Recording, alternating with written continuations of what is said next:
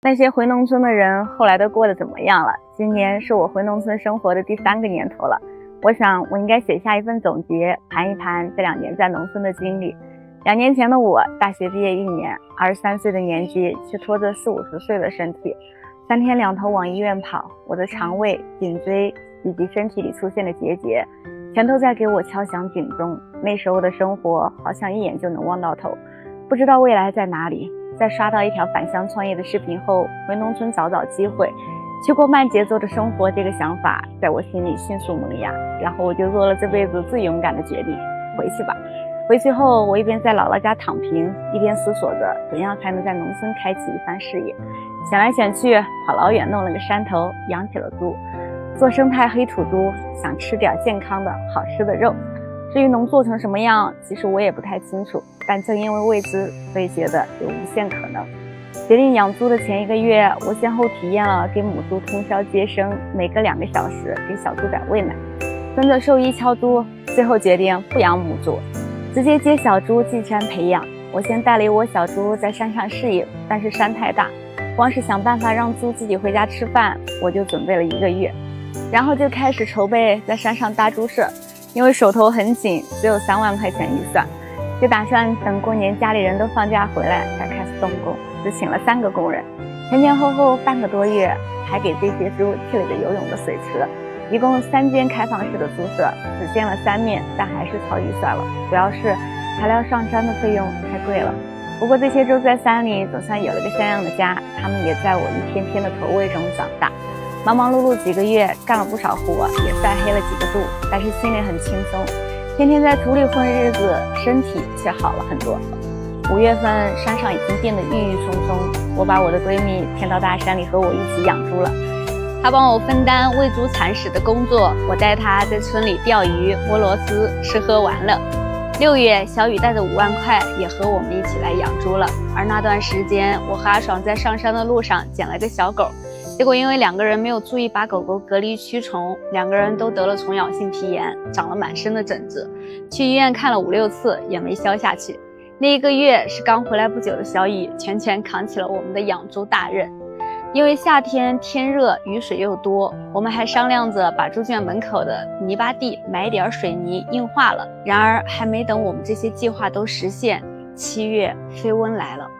先是周边听到大大小小猪场清场的消息，再然后我们有几头猪白天不进山了，吃饭也不积极。这场猪瘟很快，从测出阳性3天，我们的猪全没了。猪苗加上8个月的粮食，加上山上搭猪棚，前后13万都砸进去了。这次创业已经基本上清空了我们毕业工作的所有积蓄。那段时间我们焦灼、迷茫、无奈，不知该何去何从。而阿爽也因为10月份即将到来的婚礼，开始承受来自2个家庭的压力。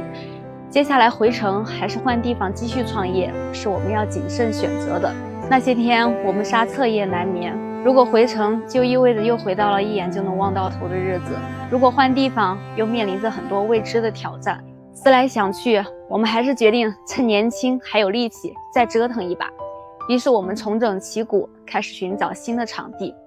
大3伏天的，我们在周边一个村接着一个村的转，一片山接着一片山的看，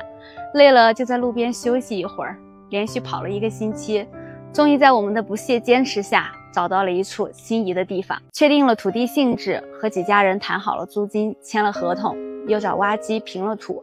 正准备出规划图开始动工，可万万没想到，我们突然接到了被举报的消息。当时场地来了很多公职人员，检查后发现场地下面有个塘是灌溉塘，不能再动工了。这个场地不能用了，我又失眠了，责怪自己没了解全面的同时，也开始怀疑是不是老天爷不想让我们走返乡这条路。就在要放弃的时候，一些热心的网友建议我们可以租别人现有的场地，省钱又省力。在小雨村长的帮助下，我们找到了现在租的这个猪场，海拔500多米，地方比较偏，周围也没人，夏天好防控，而且通了水泥路，以后运输也方便。这大概就是柳暗花明又一村了。确定好地方已经10月了，阿爽要结婚了，我去山东给他当伴娘，见证他踏进幸福婚姻的殿堂。而从山东回来，我和小雨也在双方父母的催促下定下了我们的婚期。主场这边我们消了毒后，赶紧紧赶慢赶着改造，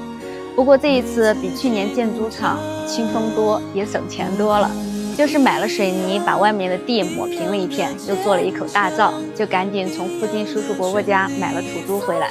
前前后后跑了6、7家，才收了40多个，不过暂时也够了，再多我们手里这点钱就养不起了。11月，2次创业最困难的一段时间，我们已经走过来了，阿爽要离开了。其实我们早就说好了，可真的到了离别那天，眼泪还是止不住。会忍不住想，为什么上一次养猪没有再仔细、再努力一些，那样猪就不会没，就不会因为亏钱而不得不面对别离这种场面。阿爽离开后，我们停更了一段时间，又在村里叔伯的自荐下捉了一群奶猪回来，每天早出晚归的忙着猪场煮猪食、清猪圈这些琐事。因为猪场太远，我还搬到了旁边住，刚搬来的时候还是有点害怕，晚上听到一点奇怪的动静就吓得不敢出去上厕所。不过还好，隔壁租给我们场地的大伯留在猪场给我们帮忙，他家还有2个大狗，一个大黄，还有一个是4眼铁包金的后代。天越来越冷，冬天的第一场雪来了，这些猪成了雪地里的小画家，满山印梅花。雪一停，我们就赶紧去附近收了一批南瓜，作为这些猪过冬的蔬菜口粮。腊月16年底了，在众多粉丝朋友们的期待下，我们开了直播，捡着当时收进来的大点的猪杀了3头，因为他们进山散养的月份不多，还算不上完全的跑山猪，所以我们还是按照农村的土猪价卖的。其实本来只计划杀1个的，没想到很多朋友年底都想尝一尝，就让师傅多杀了2。1月30，也就是农历腊月20，我和小雨结婚了，是我喜欢的中式婚礼。我花了1个多月的时间，自己做了一顶12龙9凤冠，做了很久的攻略，买的平价婚服，在网上精打细算对比了很久，找的一家婚庆，总的加起来竟然花了1万多，有一点贵，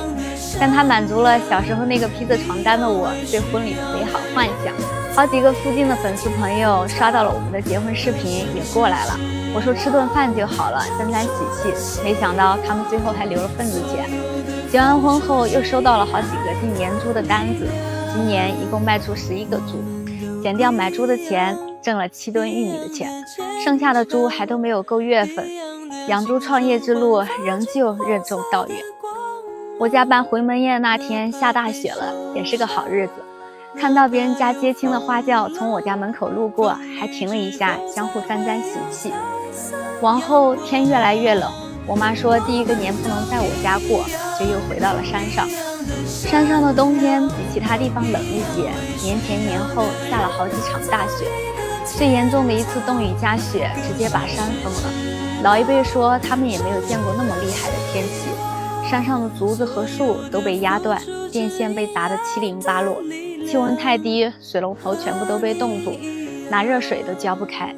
山路下成冰上成雪，走路都打滑。猪场断电断水3天，存的水都用完了，最后还是铲了外面的雪化水给猪喝。